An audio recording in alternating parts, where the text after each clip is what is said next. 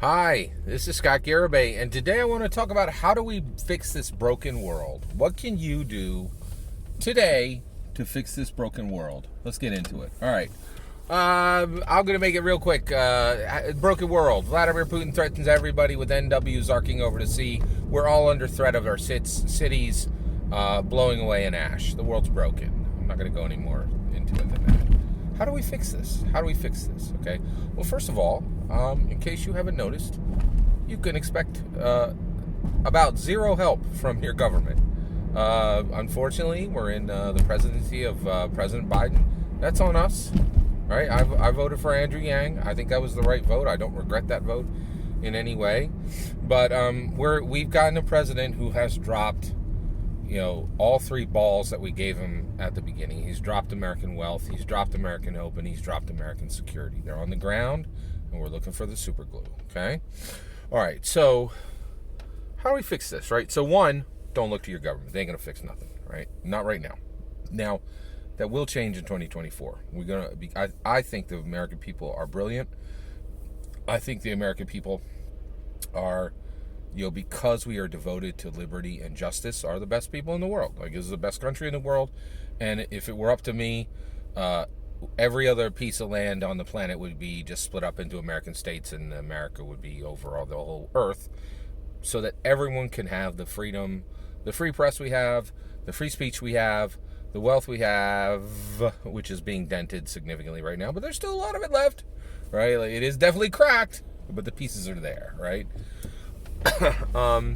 And I love America. Like, now, of course, I would only want that to happen. The only way I would want that to happen is if we just extended. By the way, I think it's a really good idea. I think we should be extending statehood to places. Honestly, I would love to say, hey, Ukraine, you're going to be our next 10 states. You guys divide the lines up, and we're taking you in as U.S. Soil right now. Right?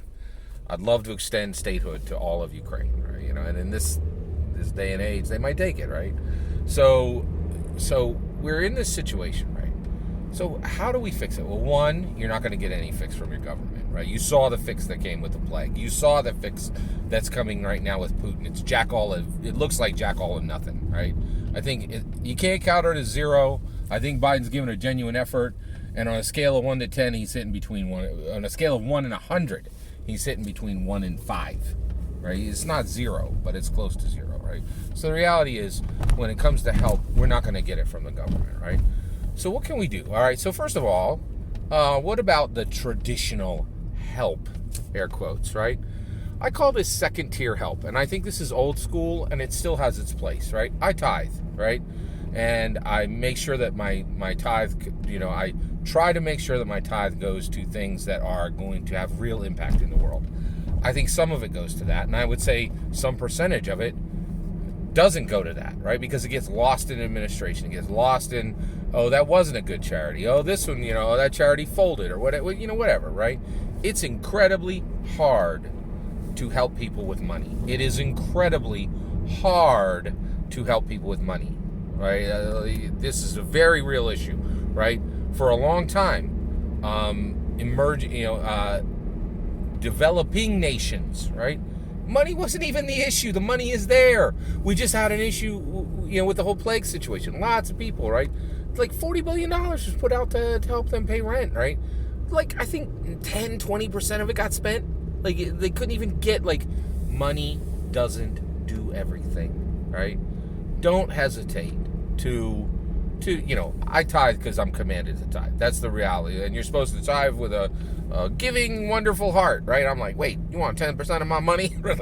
But a lot of I have to admit, I'm not perfect. A lot of my obedience to Jesus is like, I'm going to do it because you said it in the Bible, but I don't like it, right? And you're supposed to do it with this really nice heart. But the reality is, often I don't have the heart, so rather than not do it, I do it, right? And there's a lot of debate in the church on whether that's good or not, or whatever, blah, blah, blah, blah, right? But the reality is, money doesn't always help, right?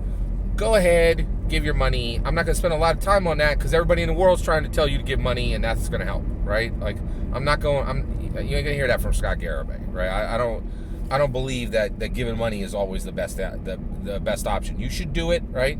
It's helpful, right?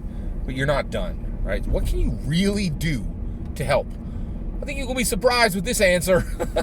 Here we go. Your mouth, your words, your speech, your free speech. That is the most powerful thing you got. I can tell you that right now, right? This is America. We got free speech. You know what free speech is? Powerful speech. Powerful speech. Powerful speech. Nothing you have is more powerful. Nothing you can do is more powerful than changing the conversation. And if you think I'm wrong, just look back, right? The biggest changes we've had in America in the last 20 years came from cultural wins. It was not the money. Hearts and minds were changed by a torrent of stories and narratives and conversations, right? That's, and in reality, and this is more true in America than any other time. You know why? Because, okay, first of all, our wealth is dented, okay, but we still got a lot of it. And in America, we've been rich for a long time. Money don't even matter that much anymore because everybody's got it, right? Like, perfect example, my kids, like, I love them to death, right? Like, but I used to say, hey, 15 minutes of cleaning up the living room, $5. They don't care. Like, their grandmother comes over and showers them with 20s, right? Like, she's blown the whole $5 15 minutes of cleanup thing, right? Like, and I think America's like this, right? Money isn't the issue, right?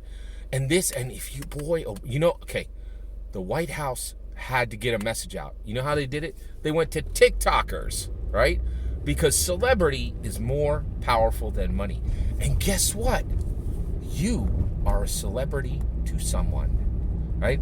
Someone wants to hear what you have to say. Someone cares about what you have to say. And we are going to fix this world. America is going to fix this world one person at a time until we have crafted the future we want through our own words and our own speech, right? Now, sometimes, right, your speech will get you into a situation where you have to commit to something, right? And if you say something with your free speech to someone, you need to deliver whatever you committed to, right? But that's the reality is that's how we fix this world. Our free speech given to us straight from George Washington, right? Protected by Abraham Lincoln, given to everyone, right? Not just given to minority Americans by Harriet Tubman, right? Carried forward by American heroes like Andrew Yang. Free speech matters. It matters. It matters. It matters, right? This is how we fix the world. One conversation at a time, right? And you find the people that you need to get the message to, and you change the conversation, right? And what do we change the conversation to? You get to choose it, right? I'm going to give you I'm going to give you a few suggestions. Justice. The next president doesn't just restore. The next president, she brings justice. Justice. Justice for what we've lost, right? Justice for the things that can't be replaced. Justice for a Mariupol mother and her baby whose lives were taken by Vladimir Putin. Justice for Russian drones being sent over NATO airspace. Justice, justice, justice, right? That's what I'm going to be talking about, all right? Now, how do we do it? How do we do it, right? It's not easy. It is not easy, right? So, you can't just flap your gums. You can't come at somebody and just, blah, blah, blah, blah, blah, blah, blah. This is what I think, all right? And then you can't just, and you're like, oh, I listen. Oh, do you listen? Or are you just waiting for your turn to talk again, right? You need to listen. You need to say, you need to think clearly. What is the point I want to get across, right? You need to craft it in your mind, right? And you need to make it winsome and concise, right? You need to say, hey, this is what I think. There needs to be a joke in there. There needs to be a smile in there. There needs to be an analogy. There needs to be a story, right? You need to connect it, right, to you as a human, to them as a human, right? And you have to be winsome, right? And what does it mean to be winsome? It means you say your thing. You say it concisely. You don't just flap your gums for 20 minutes straight, right? You say your point in a minute, and then you hear what they have to say, and you say, oh, I see your point. And then rather than reiterating your point, you ask a question. Let me tell you something. There's few things in the world more powerful than questions, right? You know what they're least useful for? Getting answers. It's the truth. Questions are incredibly powerful. One of the things they can do is get answers, right? A lot of communication is done through questions, right? A lot of directing, a lot of allowing somebody to rethink is done through questions, right? So you need to get to the point where you are presenting in a winsome way, and you need to make these conversations comfortable, right? And you need to hear the other person. You need to give them the respect, right? And when they say something that's 180 degrees from what you believe, you need to preserve your respect for them, right? Preserve your kindness for them. Preserve your patience for them, right? And you need to think, this is a human being. I value them. I value this time speaking with them. I want to convert them to my vision of the world, right? And what is the value of that? The value is immense. You're like, Scott, what is a bunch of talk going to change? Talk changes the world more than money, right? Conversations are more powerful than money, right? It's just been cultural change after cultural change after cultural change in America. Things that have been happening, and it's a cultural change. It's putting one thing in a story 1,000 times, and getting America used to the idea, showing them this is the proper path, right? And you can win. You can make massive cultural changes, right? With nothing more than conversation, narrative, stories, tales, conversations, right? And this is our true power right now. This is our true power right now, right? And you guys can see, I sure as heck am using it, right? I used to have conversations with people, right? Like lots of little conversations with people. Half my friends, I don't need to have a conversation with them to tell them what I think about Ukraine. We could skip on to other stuff because they know. They watch the video, right? So like, and that's the other issue, right? So today, start crafting your idea. What is your right vision of the world? Who can you win? Who can you convert? It could take weeks. It could take months, right? It shouldn't take years. We ain't got that much time. We only got 30 months till go time. Vote for the future of the world. The U.S. presidential 2024 election is the most important election in the history of America, bar none, right? Because there's going to be a lot of questions, right? Are we going to have a restoration, or are we going to have a restoration and justice? Or you could vote for the Democrats and get nothing but a drumbeat of calamity, right? So you could vote for a Democrat and get another drumbeat of calamity like we got between 2020 and 2024, or you could vote for a Republican, right? And if you get the right Republican, you get hope and a nice future. You vote for the wrong one, and you got a real problem on your hands, right? Like President Trump again, take two. Ooh, that's going to be ugly. That is going to be ugly.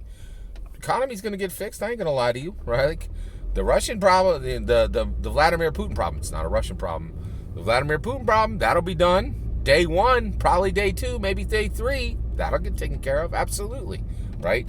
But the problem with, my humble opinion, the problem with President Donald Trump is he loved non-minority Americans, and he did not love minority Americans, and he did not make it a secret, right? And that's unacceptable. That's unacceptable. I don't care how many chickens you put in my pot or how many cars are going to be in my driveway. I'm not allowing that, right? That not on my watch, right?